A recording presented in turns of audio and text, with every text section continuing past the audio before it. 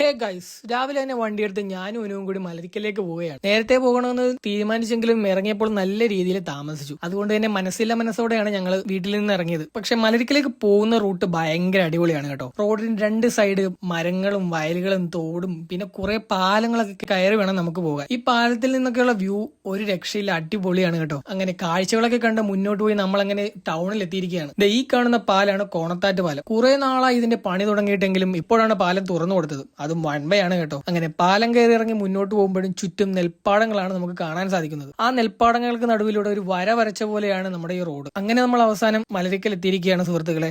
എത്തിയതിനു ശേഷം ആ കാഴ്ച വേണ്ടി ഞങ്ങൾ ശരിക്കും ഞെട്ടി. നമ്മൾ ചെന്ന സമയം ഏതായാലും കൊള്ളാം. കാര്യം ആമ്പൽ വസന്തമൊക്കെ ഏകദേശം അവസാനിച്ചിരിക്കുകയാണ്. കാരണം നമ്മൾ റോഡിൽ നിന്ന് നോക്കുമ്പോൾ ഒരു വശത്ത് നമുക്ക് ആമ്പൽ കാണാൻ സാധിക്കില്ല. പിന്നെ വള്ളമെടുത്ത് നമ്മൾ നടുക്കോട്ട് പോയി കഴിഞ്ഞാൽ നമുക്ക് ചിലപ്പോൾ അത്യാവശ്യം കാണാൻ സാധിക്കുമായിരിക്കും. എന്നിരുന്നാലും നമ്മൾ റീൽസിലൊക്കെ കാണുന്ന പോലെ ഭയങ്കര അടിപൊളിയായിട്ട് ഇങ്ങനെ ആമ്പൽ തിങ്ങി നിറഞ്ഞുള്ള രീതിയിലൊന്നും ഏതായാലും നടുക്കോട്ട് പോയാലും ഉണ്ടാവത്തില്ല. പിന്നെ വള്ളത്തിൽ കയറി പോകുന്നതിന് നല്ല ചാർജാണ് ഞങ്ങളോട് പറഞ്ഞത്. അത് കൊടുക്കാനില്ലാത്തത് കൊണ്ടും പിന്നെ ചെന്ന സമയം കുറച്ച് വൈകി പോയത് കൊണ്ടും ഞങ്ങൾ തിരികെ വീട്ടിലേക്ക് പോന്നു.